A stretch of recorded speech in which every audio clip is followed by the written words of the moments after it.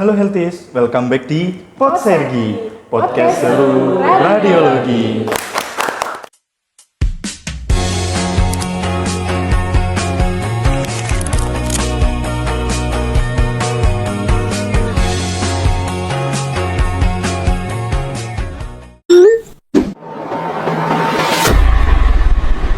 Podsergi.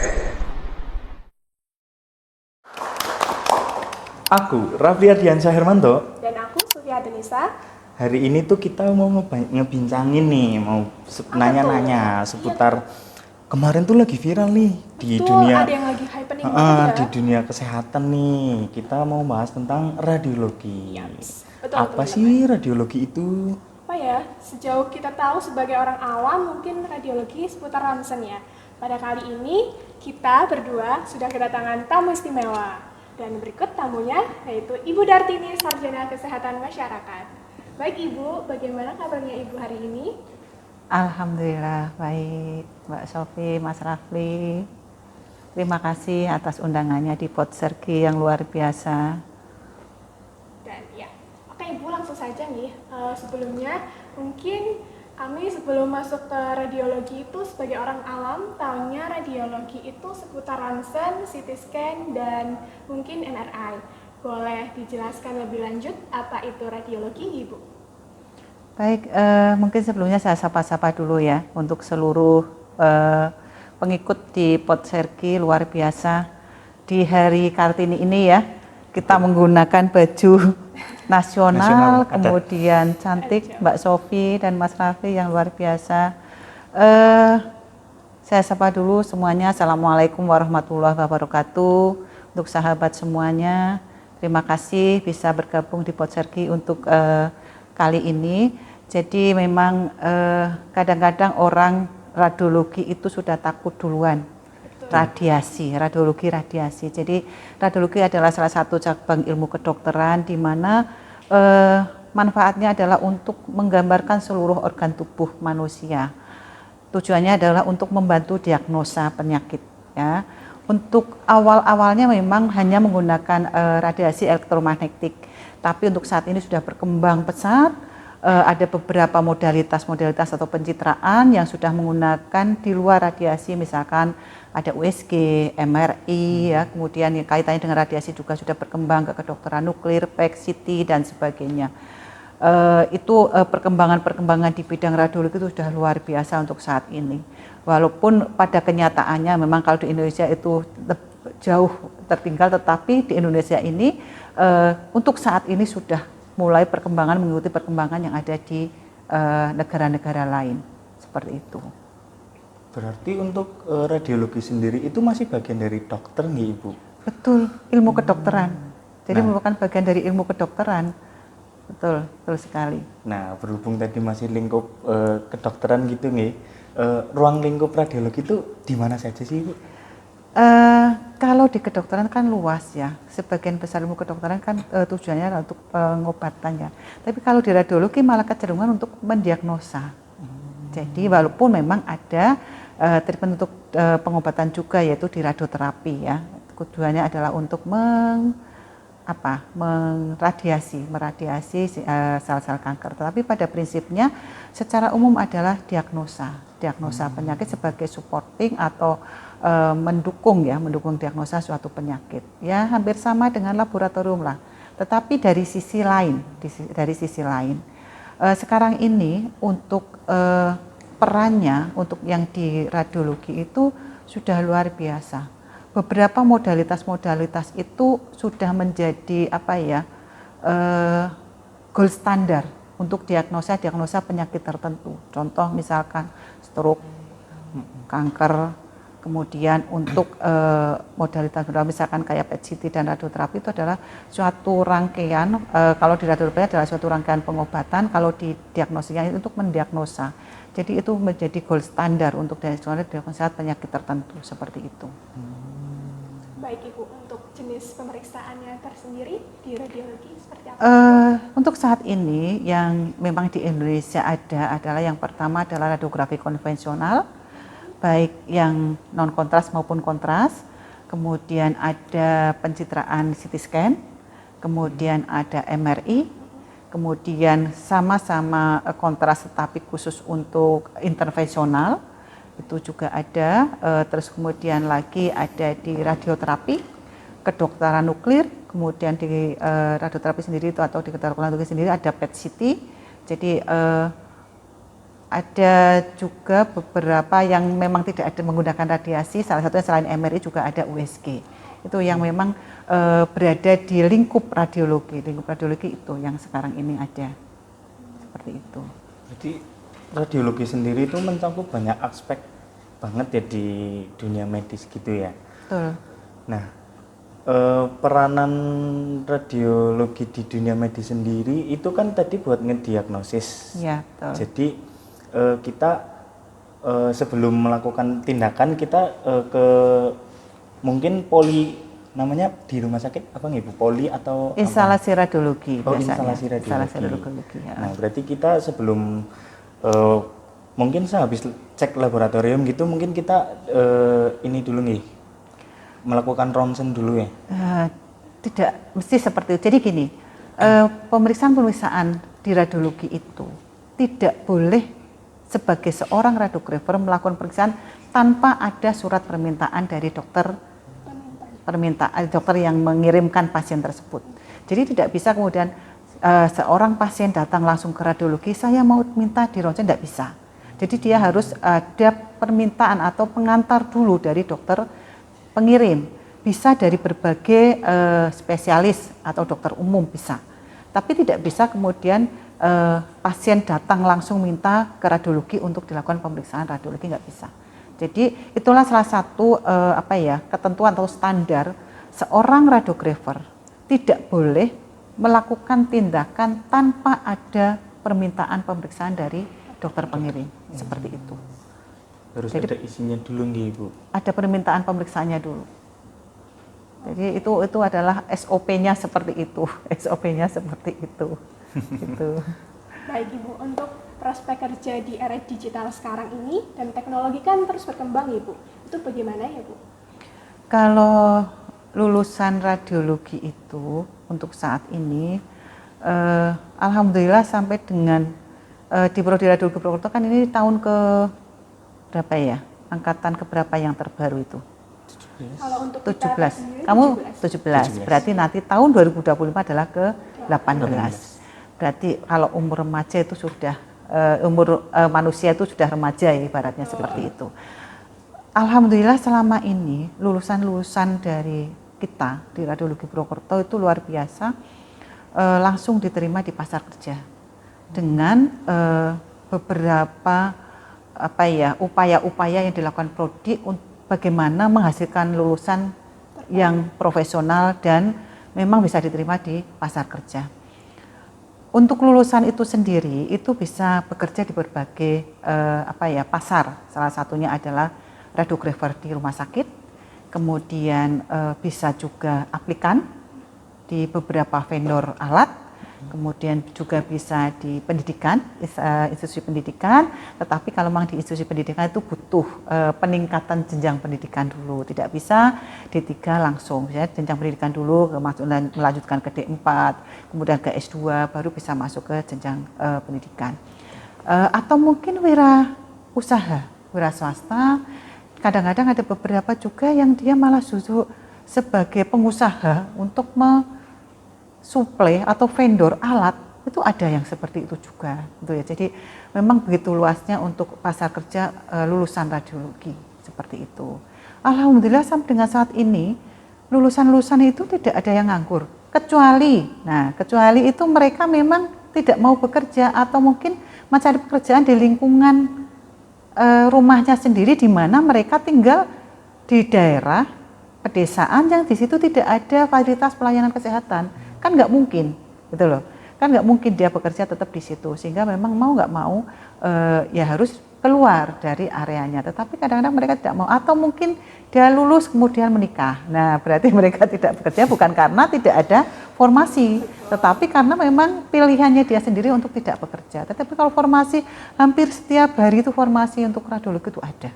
Jadi insya Allah ya, untuk teman-teman ini ya, Mas Raffi, Mbak Sofia, dan teman-teman yang lainnya, yang sudah kuliah di radiologi nggak usah khawatir. Insya Allah lowongan pekerjaan itu masih tetap, karena sampai dengan saat ini berdasarkan data di Dinas Kesehatan, kemudian data nasional itu 18 masih perbandingannya itu yang seharusnya dalam 1.000 penduduk ya, 1.000 penduduk itu ada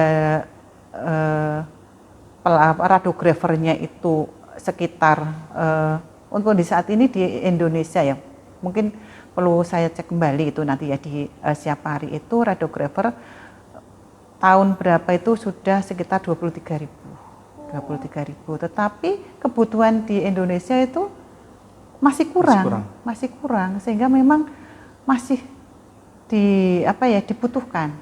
Makanya kemudian tumbuh dengan pesat institusi-institusi pendidikan radiografer yang tadinya hanya 2 negeri yang di bawah Kementerian Kesehatan, Poltekkes Jakarta 2 dengan kita, kemudian ada di Universitas Surabaya, UNER ya, kemudian sekarang ini swasta itu sudah mencapai di 38 institusi.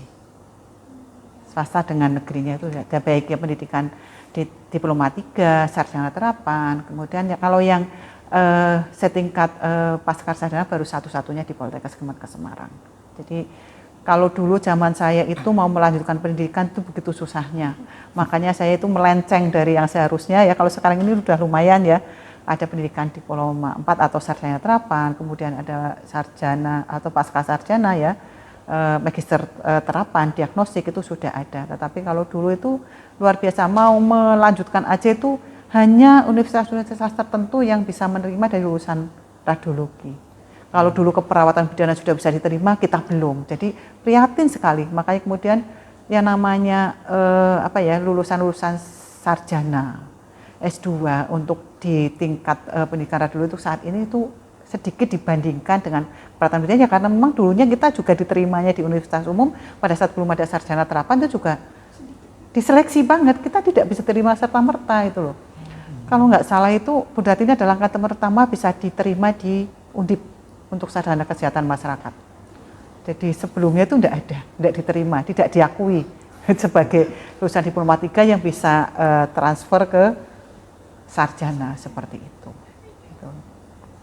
Berarti bener nih Ibu tentang isu-isu kemarin nih, kayak dari rumah sakit nih banyak yang buka lowongan radiologi gitu. Emang di Indonesia sendiri memang masih kurang ya. Banyak di Indonesia kayak mungkin di daerah kayak pelosok atau mana itu masih belum ada begitu nih Ibu.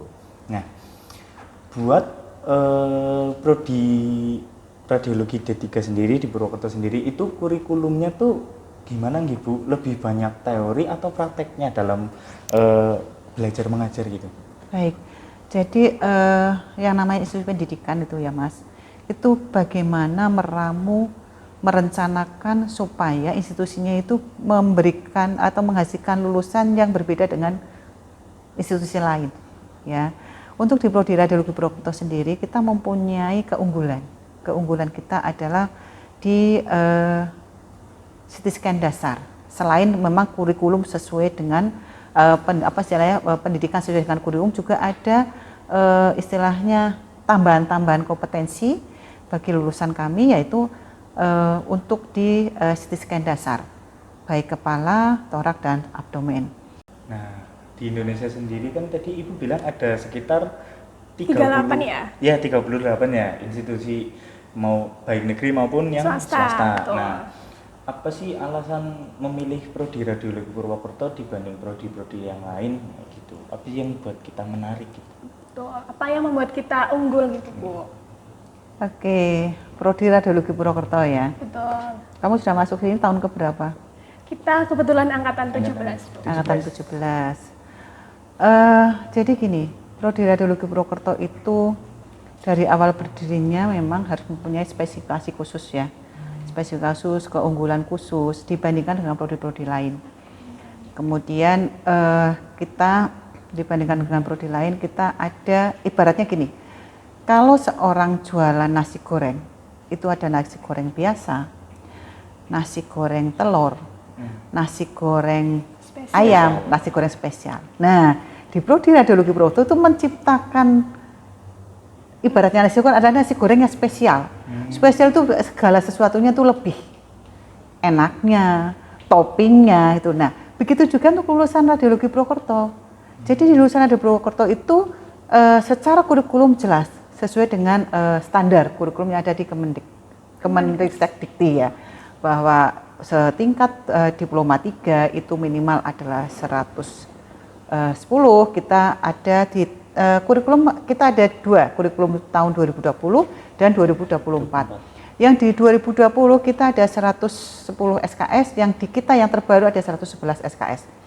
Jadi sudah memenuhi standar. Tetapi lulusan kita itu ada lebihnya, spesialnya. Nah, spesialnya itu apa? Satu, lulusan dibekali dengan sertifikat keahlian, yaitu pelatihan CT scan dasar. Kita bekerja sama dengan PT Siemens Healthineers. Kemudian lulusan juga dibekali dengan TOEFL. Nah, memiliki skor TOEFL, kemudian minimal 450. Kemudian lulusan juga dibekali dengan sertifikasi pelatihan IT. Nah, berarti ada bahasa Inggris, ada IT, ada diklat CT scan. Satu lagi, kita itu mulai praktek di rumah sakit sejak semester 3. Jadi dalam 3 tahun atau 6 semester, itu 4 semester sendiri itu praktek di rumah sakit. Komposisi antara praktek dan teori kita lebih besar di prakteknya. Nah, sebelum praktek di rumah sakit, kita ada laboratorium. Nah, laboratorium kita juga dengan fasilitas yang lengkap.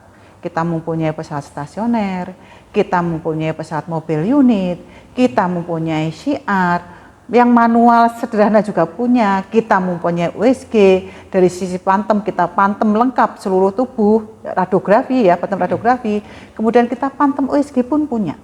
Nah, untuk beberapa modalitas lain seperti CT dan MRI kita belum punya, kita sudah ada bekerja sama khusus dengan Rumah Sakit Margono. Jadi kemudian untuk yang praktek laboratorium khusus untuk kedokteran kita bekerja sama dengan Rumah Sakit Dr. Karyadi.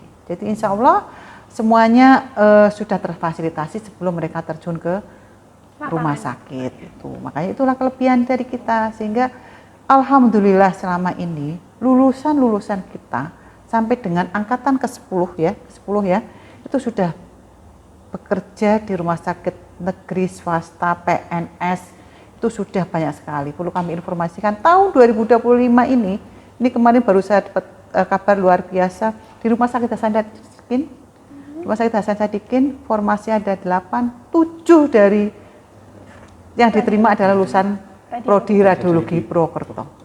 Luar biasa kan? Dulu dong. Iya, jadi Keren banget sih. Betul sekali. Hasan jadi Sadikin. memang posisinya hampir semua rumah sakit besar itu sudah ada lulusan kita. Karyadi sudah ada, Margono sudah ada, dan rumah sakit di sekitar Purwokerto, rumah sakit mana yang tidak ada lulusan Dari Radiologi Purwokerto? Semuanya ada. Jadi alhamdulillah dengan kondisi yang usaha dari prodi, teman-teman dosen, staf dan sebagainya yang selama ini sudah diupayakan menghasilkan lulusan-lulusan yang diterima di pasar kerja seperti itu. Dan kemudian kita juga dengan adanya keistimewaan tadi, lulusan kita juga sudah ada yang diterima sebagai aplikan. Wow, keren. Kemarin langsung tahun 2023 lulusan kita langsung menjadi aplikan di salah satu vendor produk untuk alat radiologi. Kemudian sudah di angkatan ketiga juga sudah menjadi aplikan juga di salah satu vendor yang memang terkenal juga. Jadi insya Allah ternyata ya tidak kalah lah dengan institusi-institusi lain yang memang walaupun kita barulah ibaratnya seperti itu.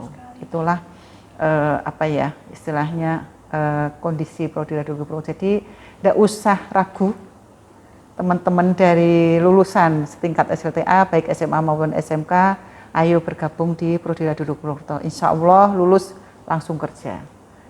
Yang penting ada niat untuk bekerja, ada motivasi untuk bekerja.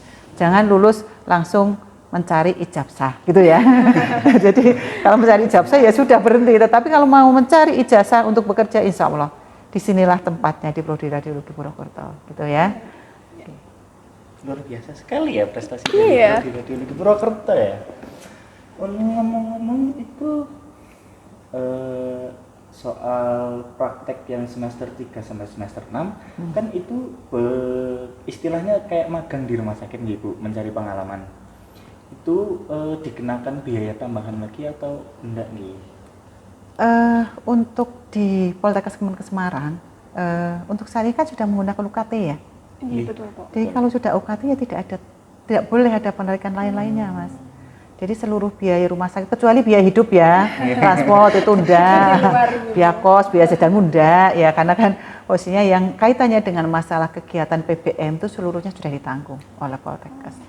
Untuk biaya prakteknya, biaya bimbingannya, biaya ujian semuanya sudah ditanggung. Jadi tidak ada pembayaran lain-lainnya lagi ya, dari UKT yang ada itu kemudian salah satunya digunakan untuk kegiatan praktek. Nah, tetapi untuk yang di kurikulum baru kita sudah ada modifikasi kaitannya dengan prakteknya, di mana kita mulai praktek di semester 4, kemudian ya termasuk berarti angkatannya Mbak Sofi dan Mas Raffi nanti mulai praktek di semester 4, kemudian itu untuk kategori atau kompetensi di konvensional kontras non kontras, kemudian yang di semester 5 untuk CT scan dasar, semester 6 adalah magang. Magang itu sekitar, kalau secara SKS 20 SKS adalah magang di rumah sakit. Luar biasa, termasuk di dalamnya ada mata kuliah untuk penyusunan laporan tugas akhir. Jadi memang berubah kaitannya dengan kurikulum Merdeka ya, itu kita menyesuaikan. Dengan kurikulum OBE juga kita sudah menyesuaikan juga. Jadi tahun 2024 salah satunya adalah yang dipakai mulai angkatannya Mbak Sofi dan Mas Raffi itu sudah menggunakan kurikulum baru. Kurikulum baru yang sudah menyesuaikan dengan kebijakan pemerintah seperti itu, Mbak. Jadi orang tua tuh nggak khawatir gitu ya ada biaya tambahan yang bengkak-bengkak gitu ya? Itu cuma mitos di luaran sana ya. Terus untuk tantangan besar menempuh studi itu gimana gitu? Jadi gini, kita kan pendidikan vokasi ya. Pendidikan vokasi itu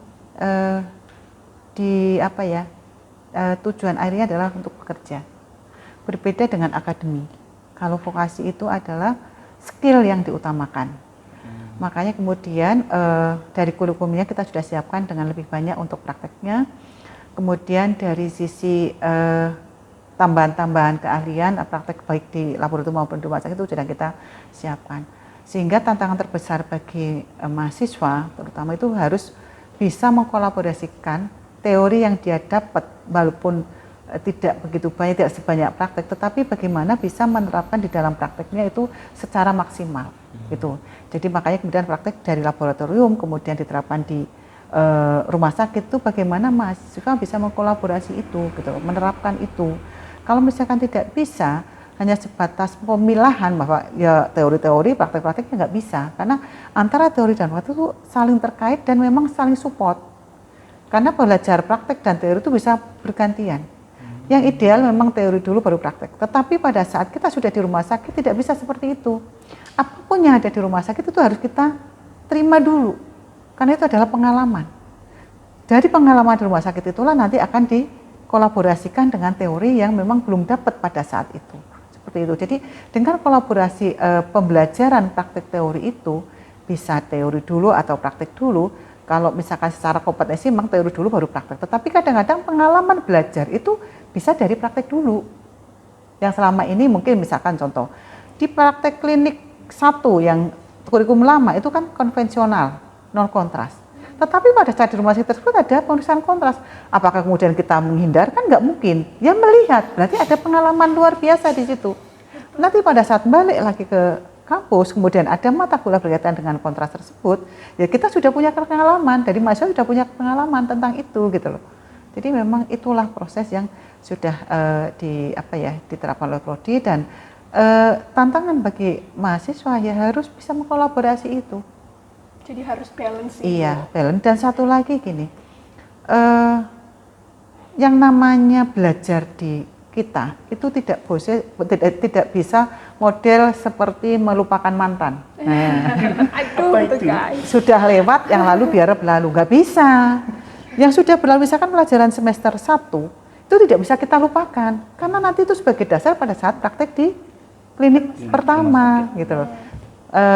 Di semester 1 itu kan ada teknik radiografi, Betul. ekstremitas, ada anatomi fisiologi tentang ekstremitas, tulang-tulang. Nah, pada saat kalau ini modelnya yang lalu biar berlalu, nah pada saat praktik ya sudah blank, nggak bisa apa-apa. Makanya kemudian tidak bisa model satu. Jadi harus apa yang sudah dapat harus tertanam terus di dalam pikirannya untuk bisa nanti diterapkan pada saat praktek, diterapkan lagi nanti pada saat bekerja seperti itu.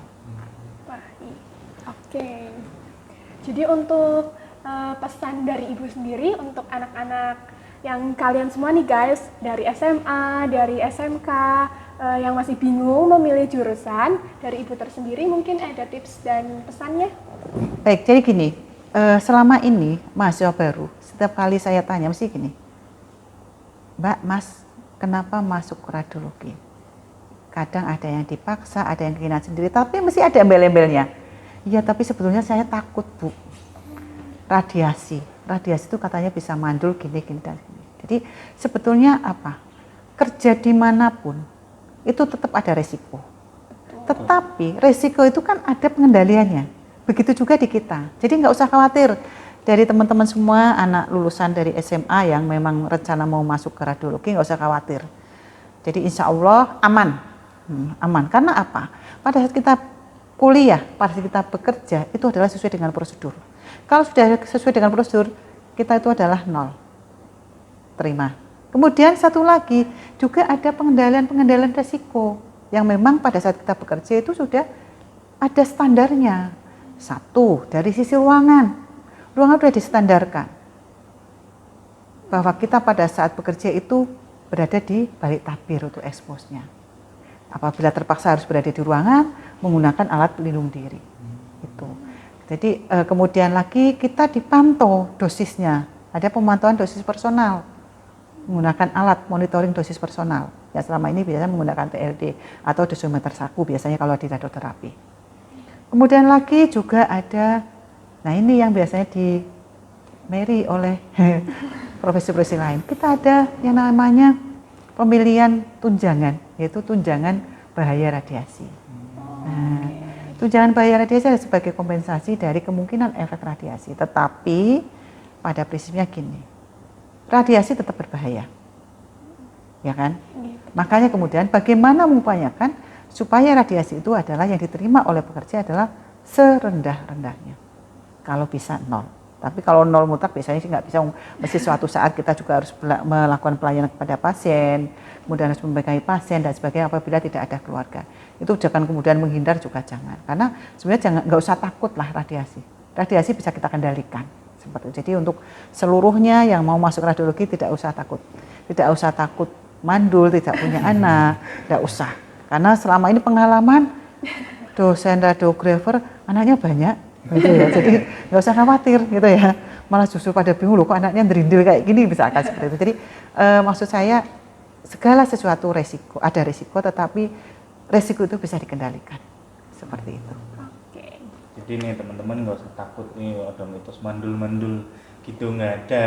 Jadi itu hoax ya? Hoax, semuanya hoax. Kan teknologi di radiologi sendiri udah sangat berkembang pesat Ya. nih Ibu, sudah insya Allah semuanya aman nih. Beberapa alat sekarang ini sudah dengan low dose. Baik aman, maksudnya bagus untuk pasien juga bagus untuk pekerjanya. Alat-alat canggih sekarang ini modelnya low dose semuanya seperti itu. Oke, berarti teman-teman dari SMA dan SMK itu nggak usah khawatir ya tentang Iya, betul. bahaya-bahaya mitos-mitos kayak gitu ya, nggak usah Iya, itu khawatir. semua tuh hoax ya guys. Kita kan berbicara sesuai fakta dari Ibu Kaprodinya langsung. Betul Berarti sekali. itu informasi yang sangat terbukti gitu. Berarti aman gitu.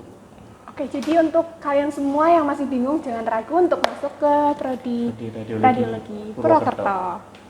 Oke. Sebelumnya Ibu, untuk Ibu sendiri sudah menjadi dosen selama berapa tahun Ibu? Berapa ya? Saya tuh lulus diploma 3 itu tahun 92. Terus kemudian alhamdulillah langsung di kerja di pendidikan, masuk di 93. Mulai pertama adalah jadi asisten dosen dulu waktu itu. karena belum memenuhi syarat ya, karena awal-awal saya sudah. Dan asisten pertama kali selain teknik radiologi adalah mengajar anatomi waktu itu. Asisten beliau dari dokter spesialis radiologi, saya mengasisteni, saya diberi materi tentang ekstremitas yang paling mudah ya. Terus kemudian setelah itu benar jadi dosen itu sekitar tahun 2000-an lah, 2000-an sampai sekarang. Berarti udah berapa tahun itu? Kurang lebih 25 tahun ya. 25 tahun. Kamu umurnya berapa? Kita masih di bawah Masih- 20 nih, Bu. Berarti Masih kamu 20 belum lahir tahun. ya? Belum lahir. Belum lahir. Saya sudah berada di prodi radiologi, tapi pada saat itu di Semarang. Masih di Semarang karena Purwokerto belum ada. Purwokerto kan baru berdiri tahun 2008. Iya, benar. 2008 ya. Tuh. Jadi pada saat itu pun saya tidak tahu. Saya masuk ke radiologi itu hanya kesasar waktu itu. Tetapi yang namanya jalan hidup seseorang itu sudah diatur.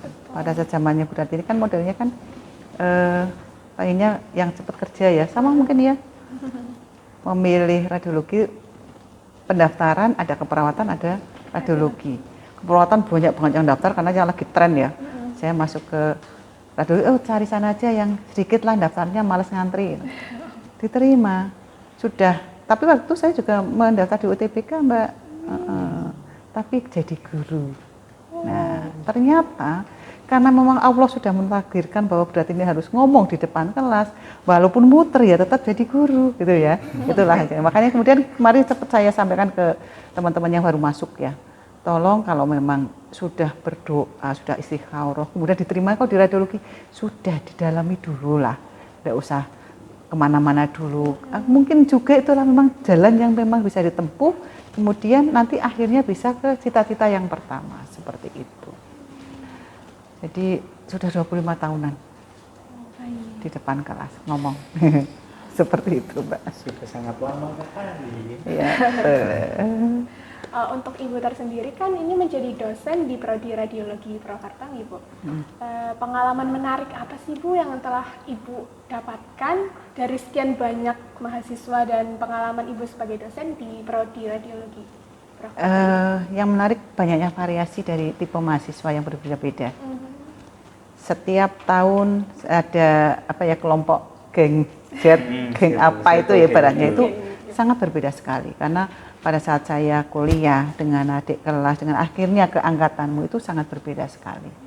Tipe-tipe anaknya karena tipe-tipe zaman sekarang dan tipe zaman dulu yang dulu mainannya adalah istilahnya pasar-pasaran ya, sekarang kamu mainannya adalah game itu ya, sangat berbeda sekali. Sehingga memang dari sisi itu perbedaan tipe itu salah satunya mempengaruhi dari tanggung jawab mahasiswa. Dari secara umum memang tanggung jawab anak-anak sekarang itu hanya untuk dirinya sendiri. Tapi ke orang tua itu kadang-kadang belum sepenuhnya. Jadi dia sudah kuliah bisa merasa tanggung jawab secara umum terhadap orang tua, kadang-kadang tidak semua mahasiswa bisa untuk saat ini ya. Tapi kalau dulu kan ibaratnya salah satu contoh misalnya gini, kalau dulu angkatan 1, 2, 3, 4, 5 lah di Purwokerto itu kalau misalkan ujian tidak bisa itu sampai nangis-nangis, Mbak. Aduh kok aku nggak bisa sampai nangis, tapi kalau sekarang ini enggak, ya biasa saja lah, ngulang ya ngulang, santai ya santai gitu ya, betul ya. Nah itulah perbedaannya. Tetapi ada juga yang memang masih tetap. Jadi memang itulah variasi dari mahasiswa. Itu yang pertama. Kemudian yang kedua, ada mahasiswa yang memang dia tekun banget, tekun, anaknya pintar, tetapi secara sosialisasi dia agak kurang. Tapi ada juga yang balance antara belajar dan sosialisasinya bagus, ada seperti itu. Tapi itulah variasi mahasiswa. Dan sebagai dosen bagaimana bisa masuk di semua tipe tersebut, gitu. Semua tipe tersebut. Kalau Bu Dani kan termasuk orang yang mahasiswa itu saya sudah tahu. Mahasiswa itu tahunya berarti adalah orang yang galak, orang yang tegas. Kalau praktek disupervisi oleh Bu Dani, mesti akan satu malam tidak bisa tidur. Tapi setelah itu katanya sih, tapi setelah itu kok enggak ya Bu ya? Ya itulah, tapi kalau terus terang saya pribadi itu bukan untuk mempersulit mahasiswa, bagaimana mahasiswa paham dan tahu. Itu tujuannya. Seperti itu Mbak. Jadi Pengalaman yang paling menarik tadi adanya variasi mahasiswa yang berbeda-beda dari tiap angkatan, itulah yang Setiap tahun jadi beda. iya betul. Jadi bagaimana kami dari dosen itu harus bisa menyelami itu, angkatan ini seperti apa, angkatan ini seperti apa, seperti itu Mbak. Nah, untuk pesan dan mungkin amanat dari Ibu untuk semua teman-teman yang masih bingung nih untuk memilih prodi radiologi, apa nih, Bu? Jadi gini, secara umum harusnya mulai SMA sudah mempunyai gambaran. Kira-kira kedepannya itu saya mau kemana itu harusnya seperti itu. Jadi jangan kemudian hanya sebatas ngikut temen ya. Terus kemudian karena kalau sudah mempunyai gambaran, sudah mempunyai cita-cita, sudah mempunyai tujuan, biasanya akan bertanggung jawab terhadap apa pilihannya. Itu seperti itu. Tetapi kalau itu karena orang tua, karena teman, karena apa, biasanya dia secara tanggung jawabnya agak kurang. Tetapi kalau sudah saya pengen di sini, seberapapun kendala yang dihadapi ke depannya, dia akan berusaha dan bertanggung jawab. Biasanya seperti itu. Jadi untuk teman-teman yang mau kuliah dimanapun tempatnya, harus punya pilihan. Pilihan itu didasarkan pada keinginan dan juga motivasi serta kemampuannya. Bukan kemudian hanya sebatas ikut-ikut saja. Karena masing-masing jurusan, masing-masing prodi itu punya kelebihan kekurangan. Tetapi insya Allah kalau masuk di radiologi, Purwokerto khususnya, kedepannya prospek pekerjaan masih menunggu. Sangat banyak. Silakan ya bergabung di Radiologi Purwokerto. Bisa nanti lihatlah podcast-podcast selanjutnya karena banyak pengalaman-pengalaman dari yang sudah masuk, mungkin alumni ya, alumni juga nanti kita akan selalu menggandeng beliau-beliau untuk bisa menceritakan pengalamannya setelah lulus dari Prodi Radiologi Purwokerto seperti apa, dan dari teman-teman yang Mbak Sofi dan Mas Rafli itu nanti akan menceritakan bagaimana proses perkuliahan di Prodi Radiologi Purwokerto. Silakan bergabung. Seperti itu Mbak. Wah, luar biasa sekali ya Bu insight-nya untuk hari ini. Jadi terima kasih Ibu Dar telah meluangkan waktu, dan mungkin Ibu di tengah-tengah kesibukan Ibu meluangkan waktu untuk podcast acara kita hari ini. Terima kasih. Mungkin tambahan, ini adalah podcast berbarengan dengan Hari Kartini ya. Walaupun Hari Kartini, tapi pesan ini untuk semuanya. RA Kartini adalah seorang wanita yang luar biasa. Beliau itu tidak mementingkan untuk kepentingan diri sendiri, tetapi bagaimana beliau selalu mengupayakan untuk kepentingan orang lain. Jadilah orang yang bisa bermanfaat untuk orang lain, ya, sekecil apapun itu. Terima kasih. Terima kasih Ibu. Terima kasih untuk teman-teman pejangan dari Ibu Kaprodi Radiologi. Oke, baik. Nanti sudah sesi Podsergi bersama Ibu Dartini, Sarjana Kesehatan Masyarakat, Magister Kesehatan. Search information untuk kita ya mengenai lebih dalam tentang radiologi. Mungkin dari teman-teman yang lagi nonton bisa lebih paham dan mengerti, dan penjabaran nih pengenalan dari Ibu Dartini sendiri. Jangan lupa untuk tonton terus episode podcast Podsergi lainnya. Like, comment, subscribe. Until next time. Dadah.